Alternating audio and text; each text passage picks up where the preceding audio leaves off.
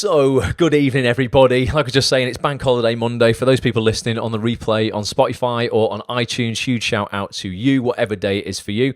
If you are listening on the catch-up, or you're watching on YouTube, or you're watching the replay on Facebook, maybe you got the email that I sent out a bit late or something like that, massive thanks for joining us. But come and join us live next time, every Monday night, 9 p.m. UK time, on the Facebook page for Acts on This, and the Facebook group as well. The Facebook page is facebook.com/Acts on This TV. Come and join the private community we got as well in the Facebook group, and that's facebook.com/groups/Acts on This TV. So little shout out to everybody who's joining us right now. I can see Lucy's in the house, Steve Wayne is here, Leah's in the house. All right, Leah, John, Dougal, Ram, my man, how you doing? Angie's here, Dawn is here, John Fisk is here, Bernard's here, Sarah Jane is here, Charlie's here. Charlie, I think it's the first time I've seen your name pop up in a broadcast, so thanks. Let us know how you found out about this. Maybe you just joined the Acts on This email list recently. I'm going to be live for the next sort of 55 minutes, chewing the fat about everything to do with the acting industry. Two things in particular that have come up for me this week within the Acts on This community, both in the Facebook group and the like the private premium community we've got over on actsonthis.tv as well. There's a whole influx of new members on that because I've been doing a £1 trial for the bank holiday where you can get access to everything on actsonthis.tv for £1 for 7 days. It's not a link that I put out publicly. I'll tell you why I don't do that, actually, just to be transparent. Because there's quite a lot of famous people on actsonthis.tv. So there's interviews with, a lot of kind of famous actors who have a lot of fans, particularly the people who are in soaps, people like Danny Miller I did an interview with recently. If I put these trial codes out there, what ends up happening, unfortunately, is nothing against these people, but like 200, 300 of their fans will sign up for the trial purely because they want to listen to like one of the interviews with someone famous, and it kind of dilutes the community. I don't want it to sound horrible, but because it's a community for actors, it's not for soap fans and stuff like that. I've got to be careful where we put those links out because otherwise, hundreds of people who aren't actors descend on the community, and I end up having to go through and get, once the trial's finished, kind of like deleting all the people who were just fans as opposed to actors. So if you want a link to get, if you're an actor and you want a link to get a £1 trial, hit me up on Facebook. Just message either Acts on This, the page, or what I'm doing as well, and I want to do this more. I realised Facebook lets you have, I think, 5,000 friends, right? And I'm well up for being mates with the people in the community. I know a lot of people want to keep their Facebook profile like private, but I was like, why? Like when there's so many like great actors in the community. If you want to be my... sounds so desperate, doesn't it? If you want to be my friend on Facebook, just search for me, Ross Grant, and just add me in as a friend, and we're bound to have mutual friends. That's how I know when people are actors, when they add me as a friend. We have like 35 mutual friends. Instantly accept them because I'm like, you must be an actor. So if you want to friend me and then send me a message, just say, Ross, can I have one of those links for the £1 trial? I will send you a link, but it's not something... that I would put out publicly. And if you get one of those links, please don't share it like publicly. Just it will end up in a forum somewhere of soap fans, and we'll have, like with Danny Miller's interview, we honestly had 300 people sign up in a day, and I thought, oh my god, like so many people are signing up.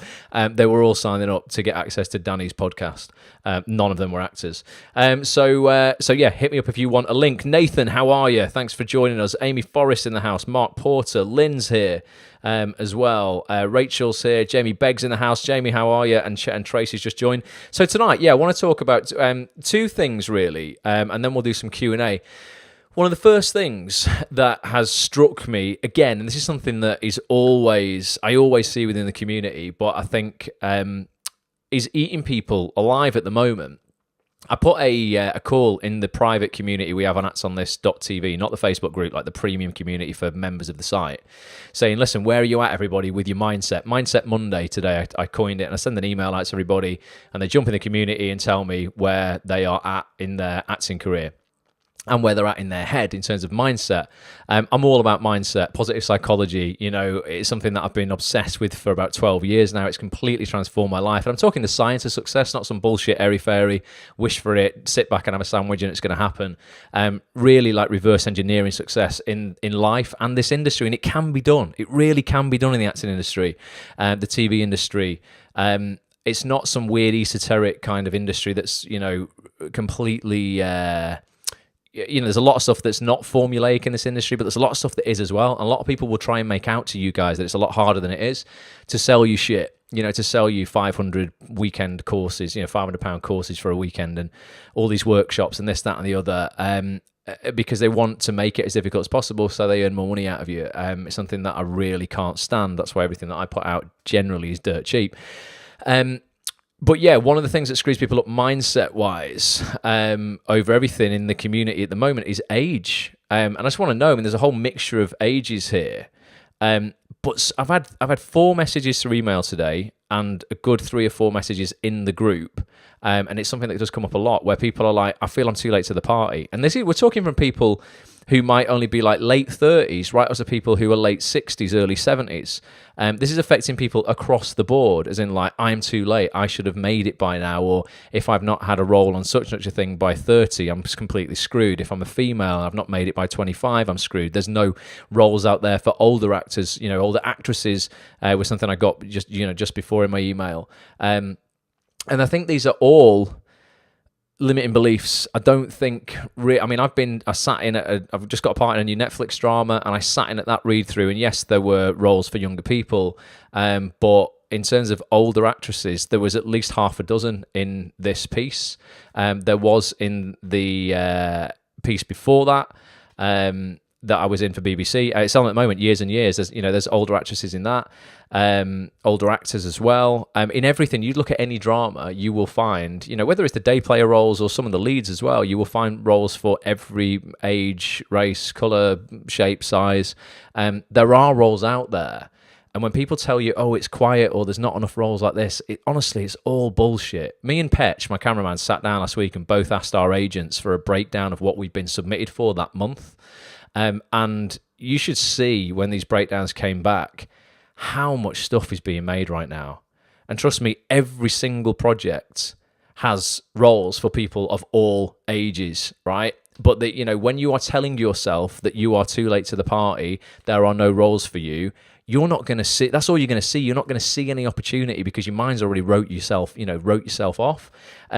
Is this something that resonates with you? I'm going to play a video for you in a minute, just from a well-known thought leader online, someone I follow a lot, a guy called Gary Vaynerchuk. You'll have heard me talk about him before. He's a businessman, really. He's an entrepreneur, but a lot of the stuff he talks about can easily apply to actors as well.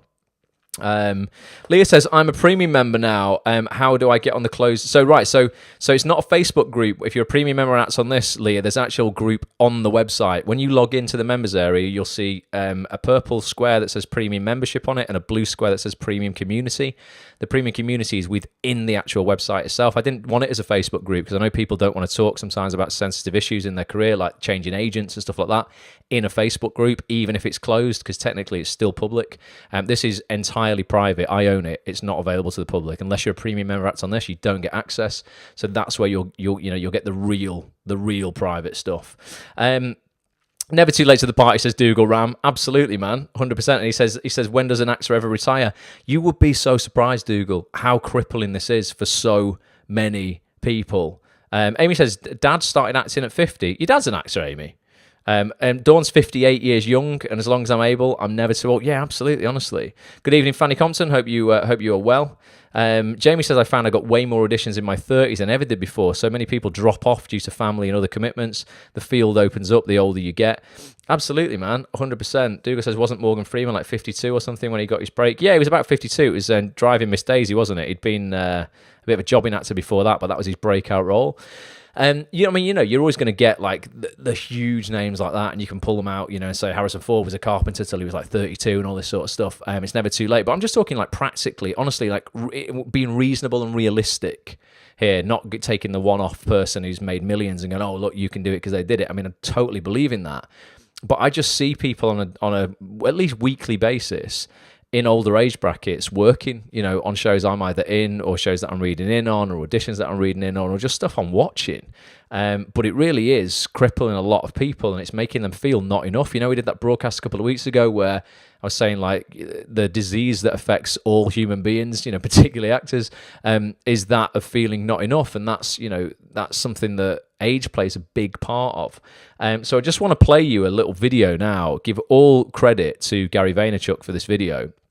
He was talking You're talking really about the world that we live in right now. And honestly, I don't care what you think about Brexit or Donald Trump or, you know, crime or any of these things in society right now that the media will report on. Angie's saying she's 52 years young. Absolutely, Angie, you know, super young. So much time left on the clock, and you don't look anywhere near your age.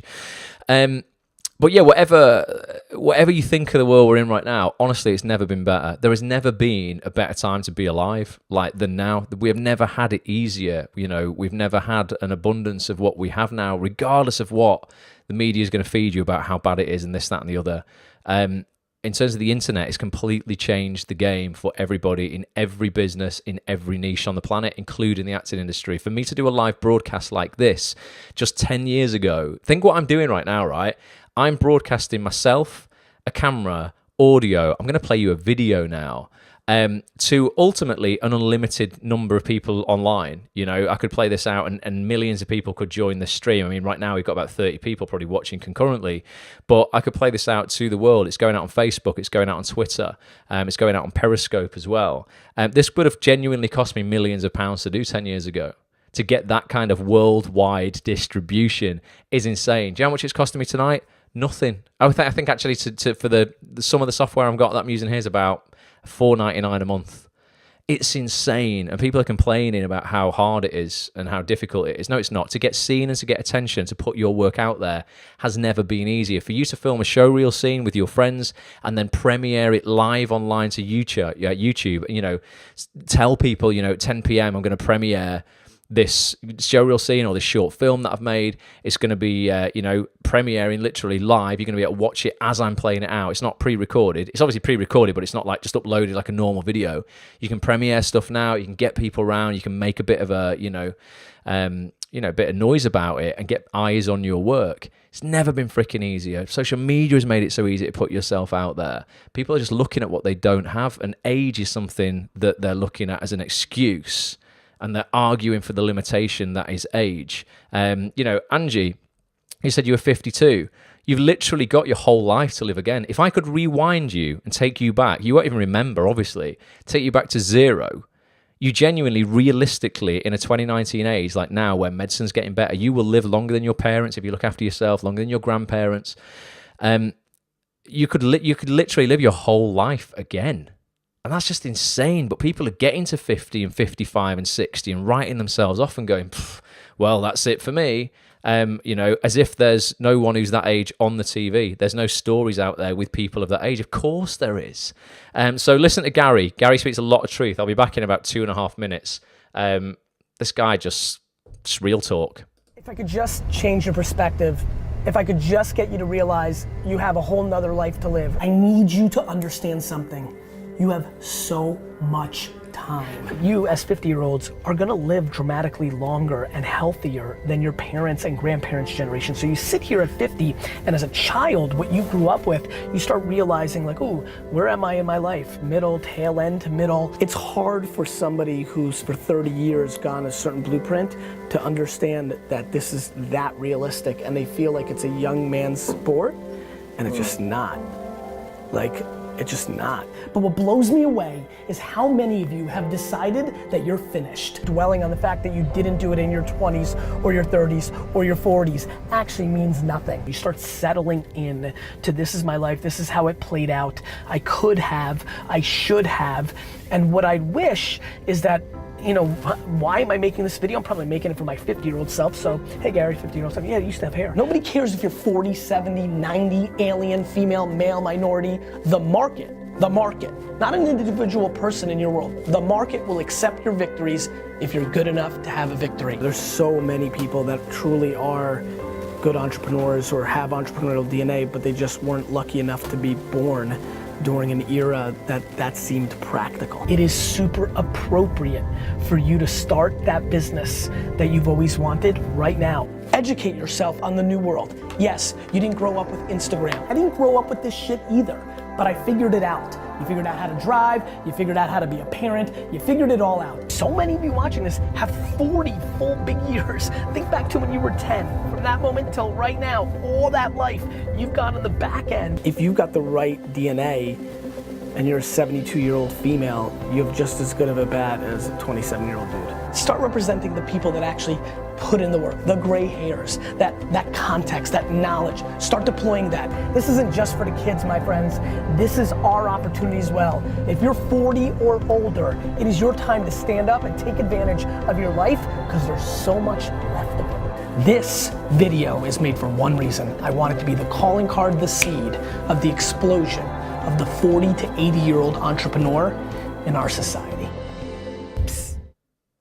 Boom. Oh, I don't know if I cut that off. Did I cut that off a little bit early? Let me play it here. Hopefully I didn't. If I did, the screen went black, so I thought it had finished. If I did cut it off a little bit early, then I cut it off one scene too early. I just watched it back there. I'm a little bit ahead of you guys, where he goes something like, you've still got time.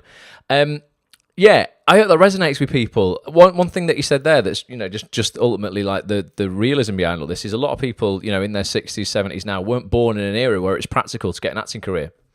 They just weren't, it was something that wasn't necessarily the done thing. If I think back to my dad and like my mum and I look at them now, like it just wasn't the done thing, was it? They literally, people getting married dead young, people just doing normal jobs. They were told that's what you did. You bought a house, you had a kid, you go on holiday once a year. The thought of doing anything in show business, I guess, was kind of like, nah, it's a pipe dream. That's not realistic. That doesn't work. Nowadays, you can genuinely do whatever you put your mind to, particularly with the internet. You don't have to be going into the acting industry straight away and working for the BBC and ITV.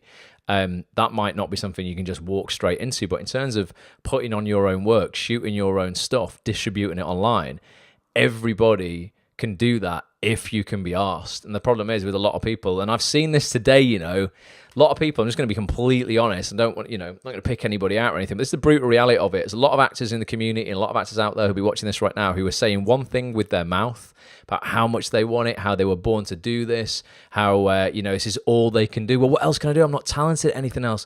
This is all I can do. The cliched shit that people come out with. And I'll look at them on Facebook or I'll see their Instagram stories today and they're sat in a beer garden on a bank holiday doing nothing. And I'm like, right, okay, if you're not where you want to be, something's got to change. You can't just say how this is all you want in your life and what you've been born to do. And that's coming out your mouth, and yet your actions are completely saying something, the complete opposite. So like Gary said in that video, the market is the market. The market will dictate whether you're going to have a win or not, i.e. the viewers. If you're producing good stuff, no one gives a shit how old you are. Really doesn't matter whether, you're 8 or 88. Does not matter if you can produce the goods. So don't get hung up on age, whether you think you're too young or you're too old. It's bullshit. Valerie's age, I think there are good roles for my age group, 45 to 55. My problem at present is giving enough time to find them, but I'm working on this. Had a theatre audition on Saturday, good for you, which was great, and play reading on Sunday. Yeah, it's just about making time. Don't find it, Valerie, make it. Have a look, do an audit on what you're doing. You only need to operate, science suggests you only need 6.5 hours to operate at really good peak level. What you're doing, with the other 17.5 hours of the day, how much of that time are you spending consuming content? I was having a conversation with someone about this today, saying they were like, Ross, you need to watch more, you need to go and enjoy yourself a bit more. And I was like, no, I'm really happy creating. I'm really happy sat here at 9:20 on a Monday where I could be sat in front of my TV, watching something. I don't want to do that. I'm much happier creating something that other people are watching that's having an impact on you lot, that might get you to create something that has an impact on somebody, and then the ripple effect goes out, and we all you don't know how many people you can inspire to take some action. But yeah, audit what you're doing with your time. Go over this weekend from Friday to Sunday. Well, Friday to Monday as it is now, a long weekend. How much time have you spent watching cat videos on YouTube, and how much time have you spent, investing in yourself, building a better version of you, and investing in your career? Fanny says Gary Vee has just piloted a children's program. Yeah, he has. So he's brought a cartoon out all about entrepreneurship. I say Gary's all about entrepreneur and hustle and creating businesses, but an acting career is a business. That's why I follow a lot of what he talks about, because it relates entirely to the acting industry, 100%. All right, Bobby Saffron's in the house as well. He says, my podcast cost me 20 quid for the microphone. Stick it in my phone. I cycle to the recording today. Simple. There you go. Boom. And you're creating, Steve. Not only are you consuming and you're learning from other people who are creating, but then you're creating. People will learn from you. And and that's just going to fill you up, make you feel good, and it's going to give you that kind of creative buzz that you get out of acting when you're not acting. That's why I love what I do so much. I love what I do so much because it's all creative. And when I'm not acting, because as actors, even if you're one of the most in-demand actors in the world, you're not going to be acting all the time, or maybe you don't want to act all the time. But in between jobs, you can still be creating stuff that's still fulfilling. Sam's in the house. All right, Sam, hope you're well. Chris Stone, director extraordinaire, has just joined us. Hope you're good. Bobby says, I'm in serious need of your stuff after today. Ross, what's happened, Bobby? Let us know. We'll all help you out. You're in safe hands. Inez is here. Alma's here. How you doing, Alma? Hope you are good. Alma Rising, not Simpson. That's my married name. I knew you were, Alma. Thought you were just undercover. Alex is here as well. Alex, certainly don't think I'm past it at 69. Yeah, Alex, honestly, got your message before. Yeah, definitely. That was one of the things that inspired me to play that video just now, if you saw it. Don't get hung up. Honestly, literally, I'm only 37, right? You've almost got my entire life to live again. If I go back to like where I can barely remember being alive, you've got all that time to live again. You've got everyone here, I don't care what age you are, you've got so much time on the clock. I was talking to my mum today, and my mum can't see, right? We've got this degenerative eye condition in my family. I'm losing my eyesight. My mum lost her eyesight about 60. It's a bit shit. I've been into it loads of times on these broadcasts. It's fine. I took my mum to there's a company called Henshaws who deal with people, like help people who are blind, and there was a course they were doing called Living with Sight Loss. I thought, it'd be good to get my mum out and just take her to one of these things and just get her socialising with other people in the same situation. And we went there. My mum's 67, and the other people there were a little bit older. But what I noticed, and I was really proud of, is the difference between my mum's mindset and the other people in there was really quite remarkable, in terms of there was a lot of people, they might only have been 5-10 years older, but a lot of them, bless them, really had kind of I don't want to say given up, but just really resigned themselves to just living a really limited life. And my mum's always been really young at heart and in her head. So, she's what she sees as a 67-year-old in her head, which is someone who, still super happy, positive, even facing the adversity she's facing. Whereas someone else, might think a 60-year-old is past it, and then they grow into that thing. So it's all about your mindset, about how you envisage. Me envisaging a 90-year-old as someone stooped over who can't walk. I'm probably going to grow into someone who's stooped over and can't walk. Whereas there's a 93-year-old in the gym called Neil. We don't know if he's 93, actually. He can't remember. I see every morning in the gym, Monday, Wednesday, and Friday, and he's still working out every Monday, Wednesday, and Friday. Just, super sharp, smart as a button, proper, funny. And it might take him a little bit longer to walk from the door to the treadmill, but he does it, and does it with gratitude, and he's dead happy, and he's like, I made it, woke up today.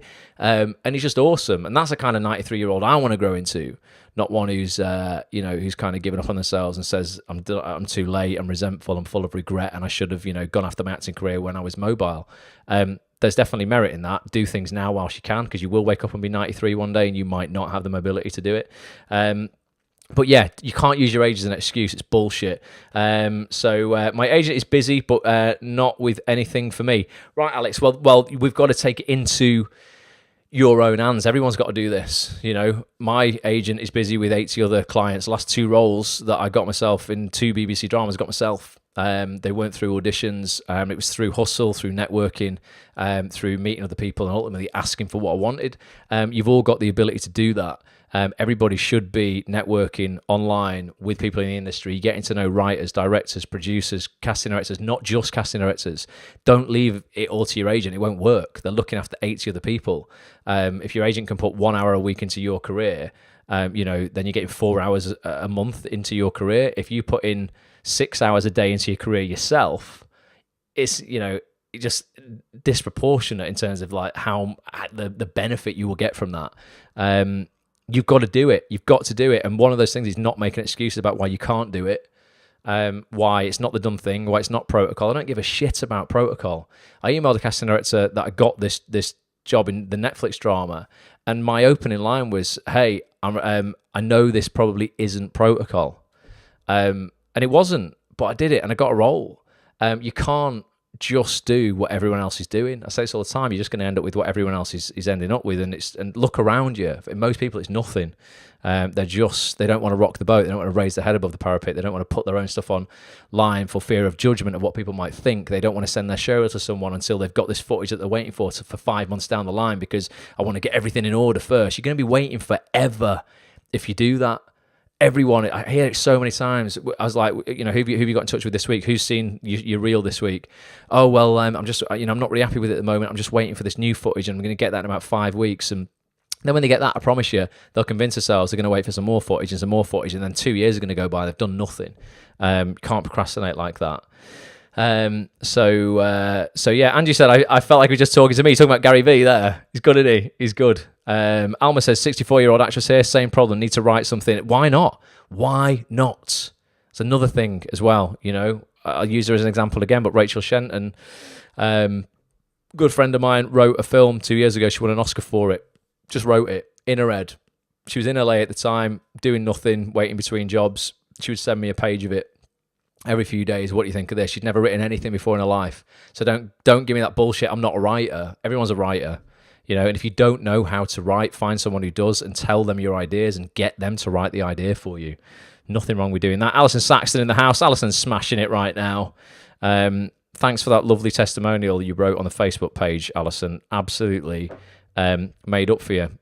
Alison's just hustled and hustled, listened to all the content on actonthis.tv, listened to all the interviews I've done with casting directors, writers, producers, actors, implemented it all. It's called Act on This because I'm giving you information and you're supposed to act on it. Now she's just got a first real, decent role on TV that's more than just a couple of lines that she's had before. And that's just through hustle and implementation and execution and taking action on the stuff that, is on the website. So Alison, totally made up for you. Let's have a look. Lynn says, maybe us oldies need to get together and write shit. Yeah, you should. Everyone's saying that. Everyone's going, we should write something. You should write something. Definitely. Let's have a look. So Alma's saying there's not enough interesting roles for women over 60. Write them. That's something that I'm really, really passionate about at the moment. So I'm part of this thing called the Disabled Artist Networking Community. There's a load of disabled, various disabilities artists. So there'll be actors in there. There'll be, other people from across the industry. And if we're not careful, it does become a little bit of a whinge fest of there's no roles for disabled people. I'm not seeing enough disabled people on TV. It's not enough diversity, And I'm like, right, none of us are entitled to shit, right? I would love to see some partially sighted people on TV. I'd love to play the role of one because I am one, like a partially sighted person. I know I could do that role justice in a way that nobody else, unless they were partially sighted, could do it. But it's so audacious for me to think that I'm just entitled to that writers who aren't partially sighted should be writing about this shit. How can they? They don't know anything about it. It'd be like me writing about something, about being in a wheelchair. I have no idea what that's like. It's a world that I could not possibly write about because I just don't know about it. If there's no roles out there for interesting roles for people over 60, write them. Just write them. Put something together. It can be a 5-minute short. That's literally it. None of us are entitled to anything, any roles in anything. If the roles you want to play aren't out there, create them. Otherwise, you're going to get to 92 and you're going to die having never even tried. You're going to go to your grave with regret and resent. It's bullshit. All right, Saffron, hope you're well. I feel another calendar girl's going on, says Fanny. Definitely. Why don't you all hook up, though, and do something? What's stopping you? The only thing stopping you is fear of hard work, fear of judgment, fear of, having a crack at something. There's nothing stopping you by yourselves, and I really mean that. You're betting against yourself by not doing it, by going, oh, no, I couldn't do that. You might as well walk into the bookies and put $5,000 on yourself failing in life, You could probably do that, maybe. Some bookies. I'm going to fail. There's $5,000. All right, Linda. Linda's in the house. Says, at last, I found you. Nice one, Linda. Thanks for being here. Definitely.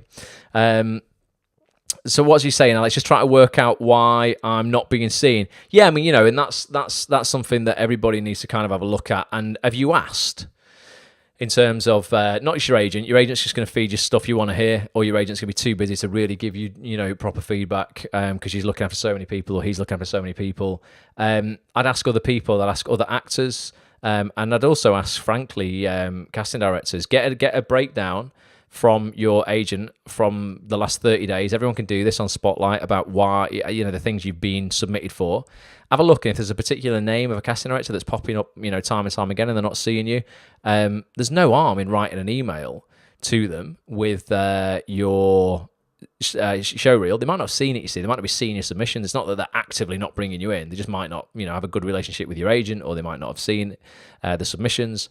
And just you contact them and just write a very brief email. And at the end say, if there's any, constructive criticism you could give me, if there's anything that springs to mind about, something that would put you off bringing me in, please let me know, because I want to fix it. And you might just get a line back from them going, right, the order of your show reel's wrong, or your headshot's not right, or right now you haven't got enough credits, so I wouldn't necessarily bring you in. And at least then kind of like what you can do about it, and what other stuff you can get involved with to try and remedy that. But by just guessing, no one knows, and there might not be just one thing. But if there's no roles out, or you're not being called in, definitely just start putting something together yourself. Put on a show. Get involved with Monologue Slam, or one of these things where at least you can get out in industry, people can see you. Start a new acting class where casting directors visit. Go to some workshops. Just do something that's going to keep you creative. You're going to feel a lot better about yourself. Steve said, if someone offered me a job at 93, I'd get someone to push me there. I'd push you, Steve. Mate, I'd only be... How old are you? I'd probably be about like 85 or something like that. I don't know how old you are.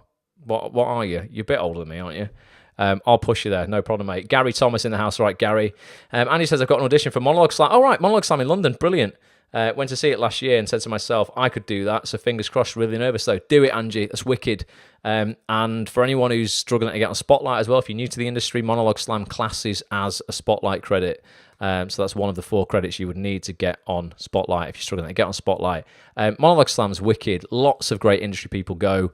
Jimmy Akinbola, the guy who set it up with Fraser Ayres, the whole like Triforce Creative Network community are just bloody brilliant, and they're all about fighting for undiscovered talent, fighting for, diverse talent, underrepresented talent, people from all backgrounds, all walks of life.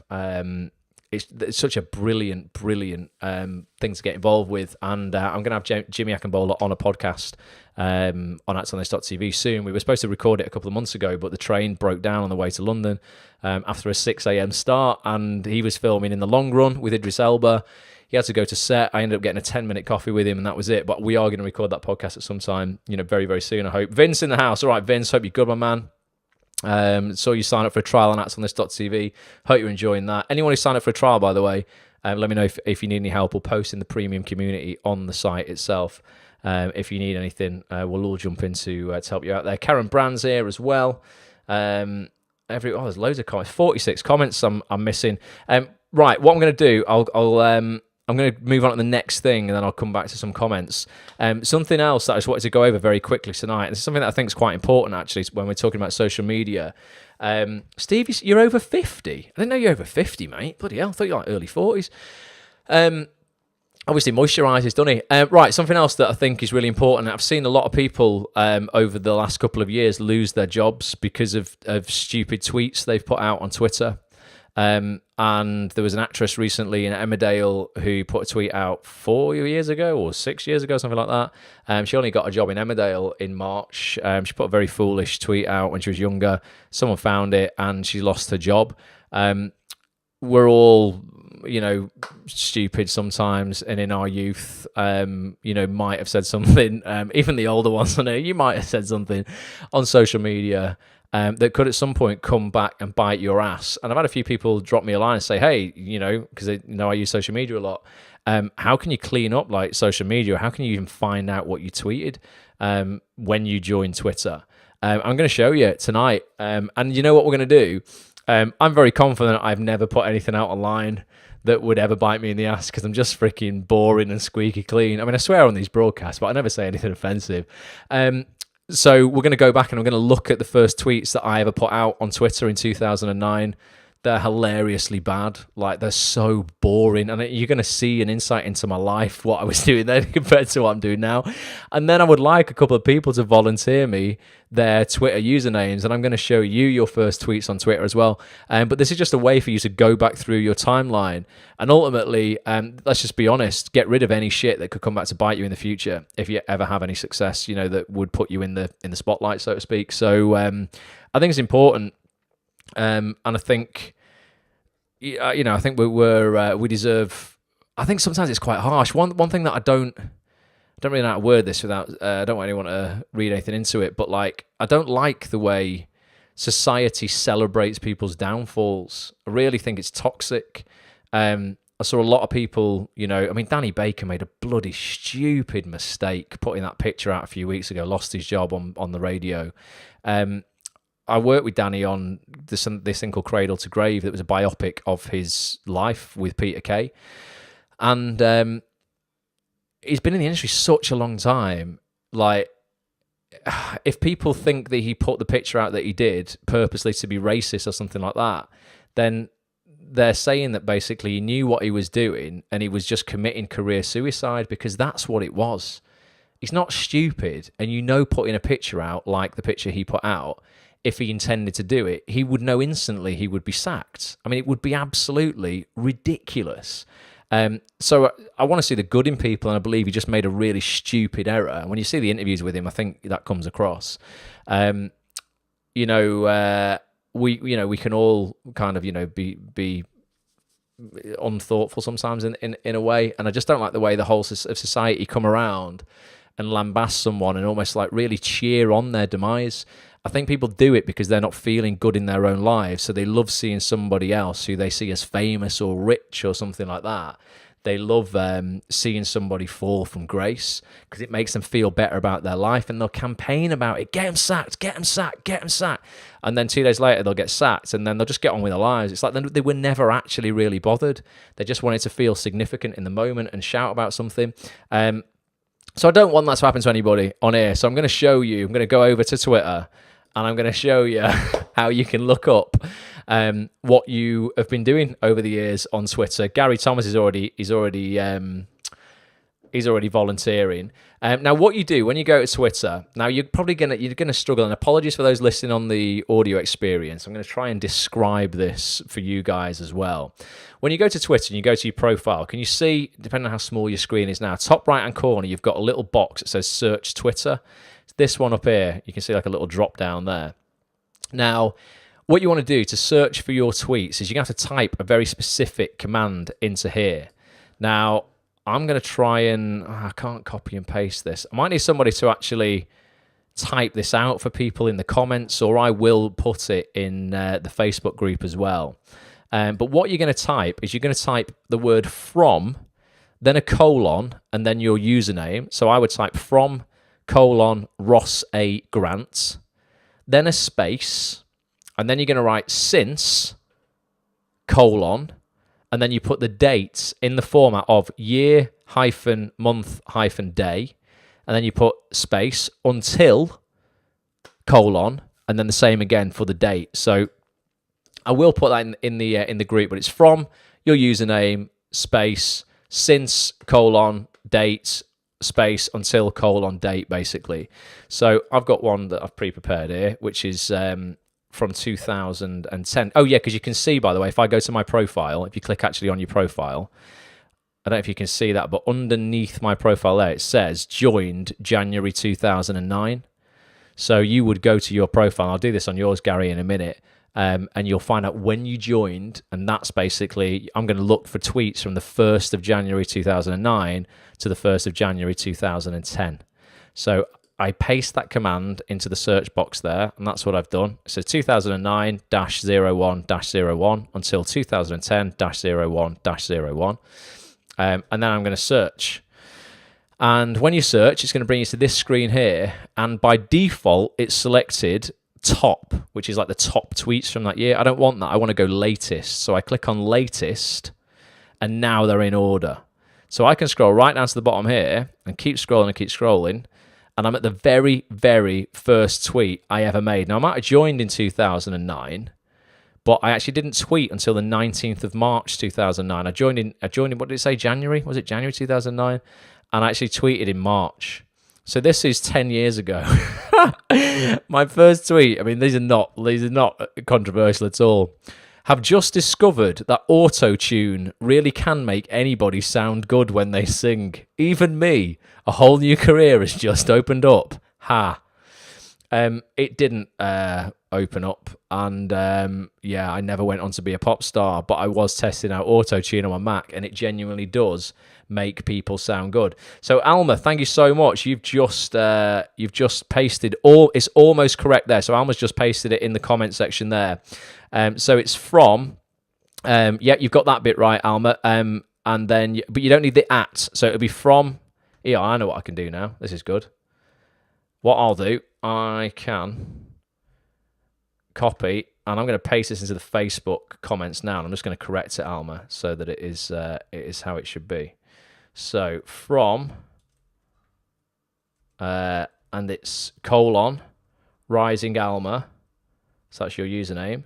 Since : you put 19th of the 1st 01 space until. Let's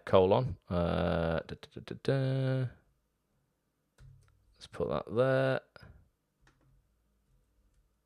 And then you've gone 27th of the 5th. So God, I mean, you're gonna have the whole. What I do is just a year at a time. So I'm gonna go 19th of the 1st. The 1st of the 1st, sorry. Let's have a look. Oh no, so you were doing it for the year, weren't you? Yeah, okay, so let's do that then. Right, so I think that's right. Apologies to those who are watching. That probably wasn't the most exciting thing for you to just listen to. But yeah, month and then date. So let's have a look. Month and then date. Yeah. So I think, Alma, I'm just left that comment there.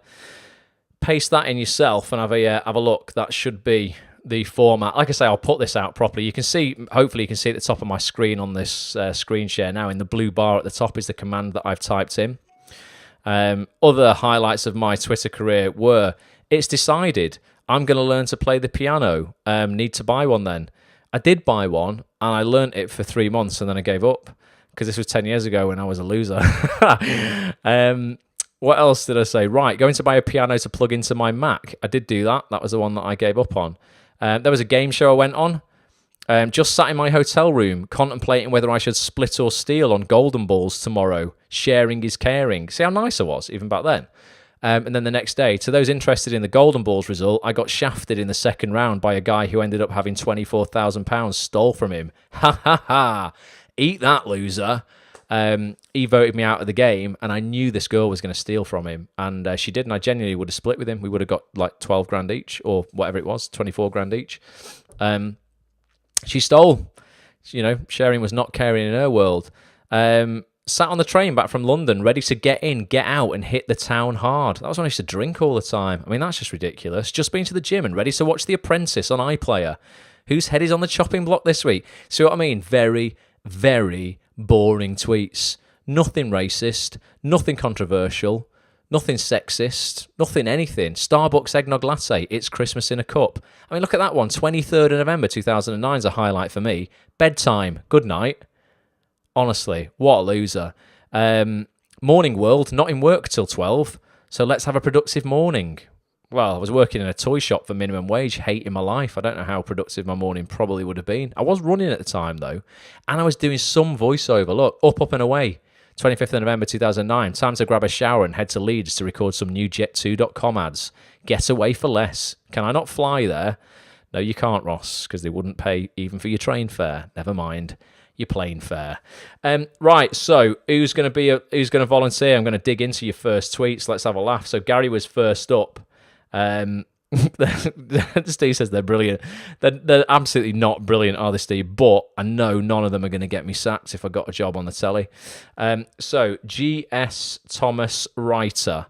Let's see, Gary, what you've got. When did you join, mate? Tell me when you joined, Gary. I'm just going to change the username to G.S. Thomas Writer. G.S. Thomas Writer. Let's see if you were joined in 2009. Oh, he was the lad. Gary, God, you've been tweeting. Look at you. Oh no, that's on. Oh yeah, no, this is on latest. Gary, you were tweeting massively. Look at all these. I want to get to the very bottom and see your first tweet. When was it? Was it 2009 or were you? Bloody hell, Gary. This guy's been on Twitter forever. No wonder you were saying you don't get any writing done, Gary. You've just been writing on Twitter your whole life. I'm going to go at your profile, mate, and just see when you actually joined. That's going to be better. Going to be easier. Gary joined. Oh, in February 2009. God, you tweeted a lot when you joined then, mate. Absolutely shed loads. Right, bear with me. I'm still going to keep scrolling down, and we're going to find Gary's first ever tweets on Twitter. Anyone else up whilst I do this? Anyone else up for discovering? Gary, you were tweeting too much, man. God. Oh my God. This is just November. This is just like 3 days worth. I hope at the start you weren't like this busy. Otherwise, it's going to take forever. I mean, October now. Getting there. It's like he was tweeting still a lot. Christ on a bike. September. We're in September. I'm going to keep going just for the. We've got you now. We've started, so we'll finish. Anyone else up for the Twitter challenge tonight? Let me know. We're still in September. We've got to go all the way back to February. I hope we didn't make many in August. Flipping heck. Look at this. Well, this is basically how you do it, guys. Find out what year you join and the month, and then you want to put in that command that you'll see on the screen now in the blue bar. And then what you've got to do is select the latest tab. And then, unfortunately, you've got to do what I'm doing now. You're going to have to scroll all the way to the bottom. I wonder if... no, there's no point. There's no point in changing the command now. I could have just changed it to February 2009 to March 2009. That would have been a way, but we're already in July now. Everybody's like hanging on tenterhooks now. What was Gary's first tweet? It better be good, Gary, because bloody hell, you've tweeted a lot, my man. We're in June now. We're in June. We've only got to get back to February. You were on Twitter a lot, Gary. This was before I even really knew it existed. I mean, you've seen my Twitter game in 2009 was shit. I think I did tweet... did I tweet Piers Morgan about... No, I tweeted Jonathan Ross about Call of Duty on Xbox to ask him if he'd played it yet, because I was buying it, because I worked in the shop that sold it. That was probably about as good as it got. I think I tweeted Piers Morgan in 2009 to see if he'd have a fight with Alan Sugar, a charity boxing match, because they were getting on each other's nerves on Twitter. I was like, right, come on, have a fight then. That's the sort of person I was back then. I would not promote violence these days. It's not really what you want to do. Right, come on. Bloody hell, we're in April. We've only got to go through March. Gary, you're tweeting you're still tweeting like this every day today. I'm sure I follow you, man, but bloody hell, no wonder you were like, I don't find time for stuff. Here we go, April, March, one more month, and we're there. Wish my PC was quieter. I just saw one of your tweets was. Glad my laptop's cooling down. That was another one of your tweets, Gary. That was a good one. Is it lunchtime yet? Was one of your tweets. You know what? This is going to open a whole new world for you around procrastination and seeing if you still tweet like this now, how much more things you could get done in a day. There you go. There's Gary's first tweet ever. 18th of February, 2009. Thinking about my story for the London Olympics. Then I'll start the 2 weddings postcards. What do you mean by that? That's interesting. I am writing about the 18th of February again. This is just a couple of tweets later. I'm writing about the Queen dying. It's quite sad. I hope it'll be a positive Olympics story. Do you think she'll last that long, really? What do you mean, man? Then another one a few minutes later. Blimey, time goes really fast when you do the Twitter thing. That's scary. It would be really useful if people could reply and respond to your posts. Is that possible, apart from on their own pages? Interesting. I don't know what it was like in 2009, Gary. I'm guessing they could, or maybe I don't know. Is it really helping global warming? What are you talking about? Just printing the next step. outling for two, step out what? Outlining, should that be? Or step out for two weddings. Was that something you wrote? Obviously, this is the second draft. First draft took 3 months over the summer of 2008. Then you've got another tweet a minute later, 16 pages for a step outline. How does that work if you're going to print a 50-page outline? You might as well just write the script, right?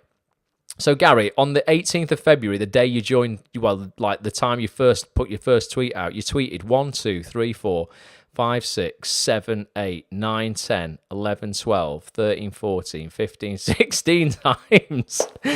16 times, Gary. Having said earlier, I may not go to bed. I am now going to bed as I have 2 early morning starts. These aren't common for me. Gary, you tweeted 16 times in one day on Twitter, man. No wonder you were tired. Frickin' hell.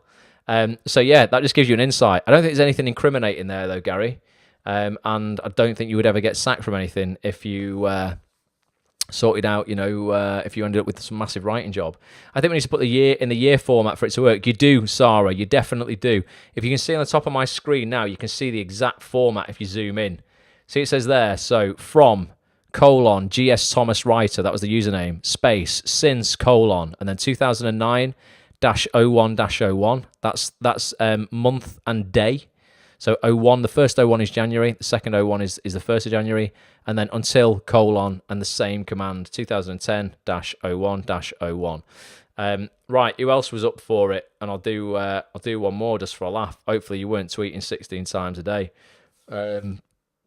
Let's have a look. I'm a late tweeter, says Alma. God, there's all these comments. Apologies if I'm missing comments. There's so many people leaving comments tonight.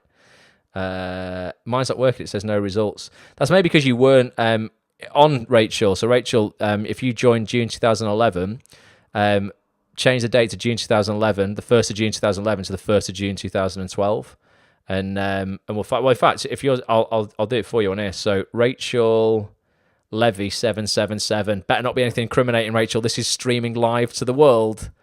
I can't get this back for you. Rachel Levy 777, and you joined June 2011. So I'm going to go 2011, and that's going to be the 601 until 2000. In fact, we'll just do 2011 again. But we'll do 0701. So we'll just get a month's worth of tweets for you. Let's have a look. Oh, wait a minute. I wonder if I've done that wrong. Since 2011, 0601 to 2011, 06. Maybe you joined there, but you hadn't tweeted by that point. So let's change that to a 12 and see what we've got in the first year. So I wonder if your username definitely spelt like that. 777. Have I got it right there? Rachel Levy 777 since 2012. 0101. Oh no, it's going to be 11, isn't it? Did you say 11? Yeah, 2011. 0101, 2012. Let's try that. From 2011, the 1st of January 2011 until the 1st of... wait a minute, I've done this wrong.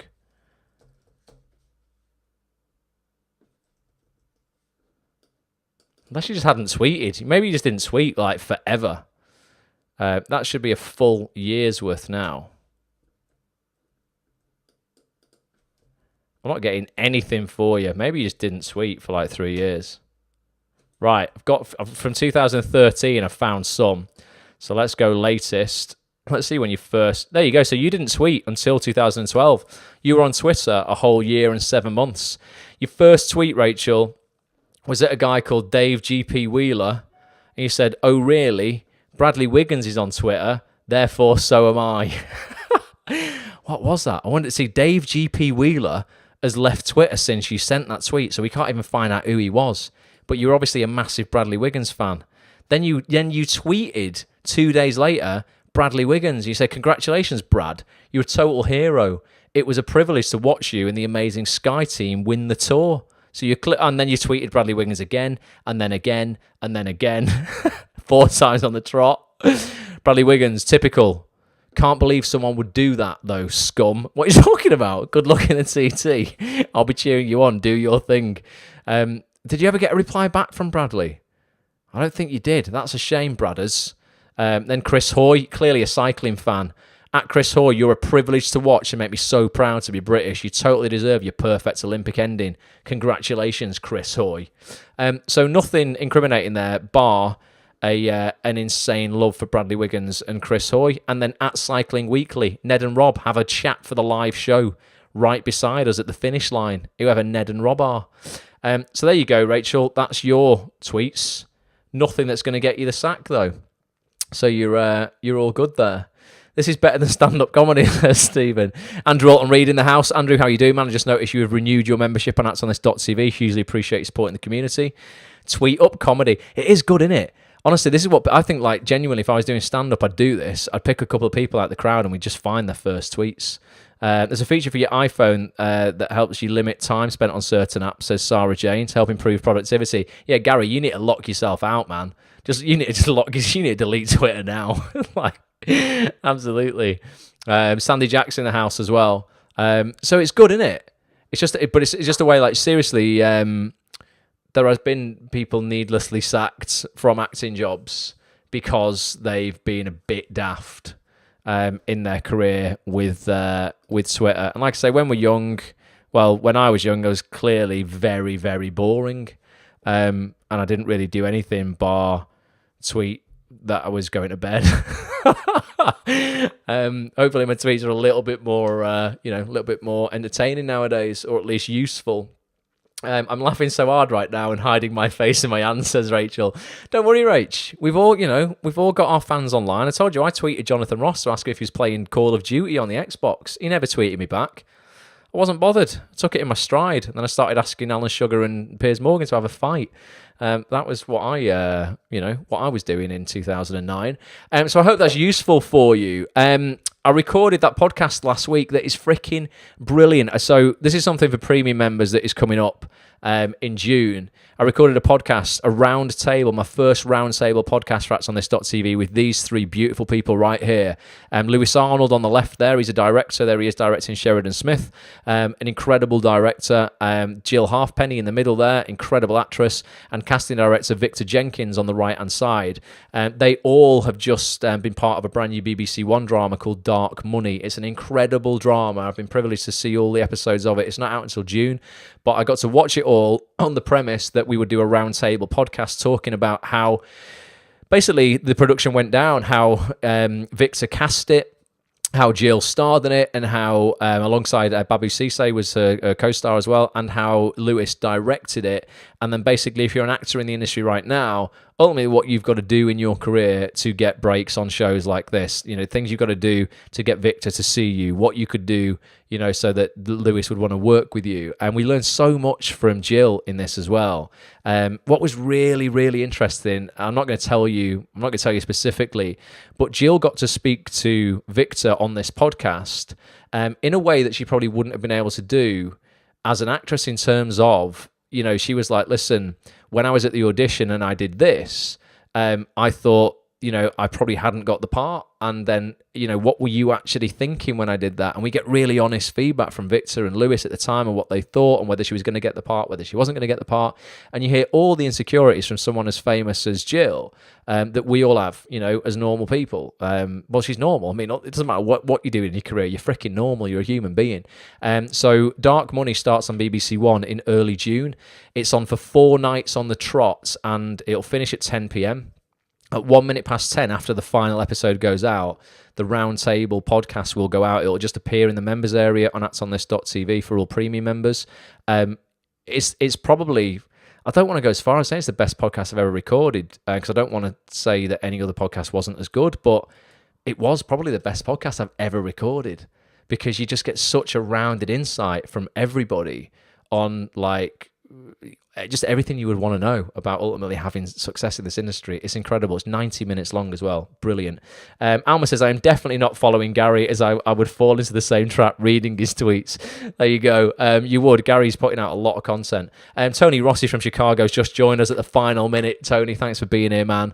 You'll have to go back and watch how we find people's first tweets on Twitter, Tony. I would love to know what your first tweet was. I bet it was an interesting one. It's probably something dead inspiring because Tony's a super positive guy. So I hope that's been useful for you guys. Just gone 10 o'clock. I will begin to wrap it up. But yeah, if you want a trial to act on this, like I say, for £1 for 7 days, drop me a message on Facebook. Come into the Facebook group or find my personal profile. Tweet me at Ross A. Grant. Follow me. I'll follow you back. I'll DM you a link. I'm not putting it out publicly, like I said before, because it just falls into the hands of people, of fans, and then people who are fans of particular actors join the site to listen to their their favorite actor, and they're not actors.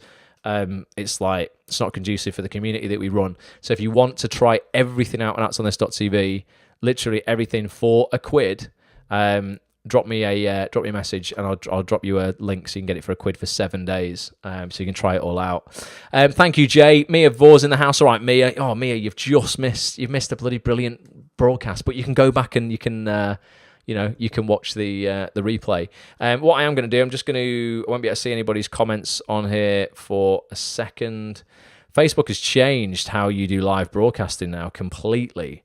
I literally have no idea how you end a broadcast now. They've got this new thing called Creator Studio, and I genuinely don't know how you end a broadcast. The button that used to say stop broadcasting is not there anymore. So I have no idea how to do this.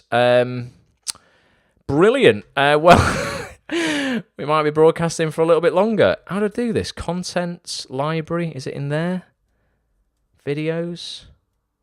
Is that it? God, I don't know. What's that? This video is live now. Well, I know it is, but how do I stop? I don't want to watch it live. Facebook do this. They just change stuff up and they don't tell you what the bloody hell's going on. They just go, right, you need to do this now. And I'm like, I've no clue what you're doing. Edit post? Is that it? Is it in edit? No, absolutely not. Well, thanks for joining me. I've literally no clue what's going on. I've absolutely no idea. Do I click on that? Text? No. Oh, God, honestly, this is a joke. All published, scheduled, all published. Right, this is all my published videos. I just want to end the video. Brilliant. Right, what I think I'm going to do is I'm just going to cut the feed, and then hopefully it will just cut the video until I find out how to do it properly. If I can be of help to anybody, please reach out at Ross A. Grant, at Act On This TV. I'm going to be back next Monday night, 9 p.m. again. Please come and get involved with the main community over on the site, actsonthis.tv. Get your premium membership. So much incredible stuff on that site that's really going to help you, get further in your acting career. Literally, you can't get it. You can't get the information on there in any better format in terms of the casting directors sit down with me and just tell you what you need to do as an actor to get a job. Can't make it simpler than that. Same with the actors and the directors that I get on there. It's information that has enabled me to, really transform my career and lots of other people. So do get involved with that. Your support means the world. If I can do anything for you, like I say, reach out. And I'm going to leave you actually with a video I played out a little while ago, but I'm going to put this video out again because it's cool. And this is... Again, a little bit what we started on about age, and about becoming the person you wanna become. Doesn't really matter what age. You've got to be your own hero. It's quite inspiring. I'll leave you with this. Until next time, bye for now. Now, when I was 15 years old, I had a very important person in my life come to me and say, "Who's your hero?" And I said, "I don't know. I got to think about that. Give me a couple of weeks." I come back 2 weeks later. This person comes up and says, "Who's your hero?" I said, "I thought about it. You know who it is?" I said, "It's me in 10 years." So I turned 25 10 years later. That same person comes to me and goes, "So are you a hero?" And I was like, "Not even close." No. She said, "Why?" I said, "Because my hero is me at 35. So you see, every day, every week, every month, and every year of my life, my hero is always 10 years away. I'm never going to be my hero. I'm not going to attain that. I know I'm not. And that's just fine with me because that keeps me with somebody to keep on chasing." So to any of us, whatever those things are, whatever it is we look up to, whatever it is we look forward to, and whoever it is we're chasing, to that I say amen. To that I say, all right. And to that I say, just keep living, huh?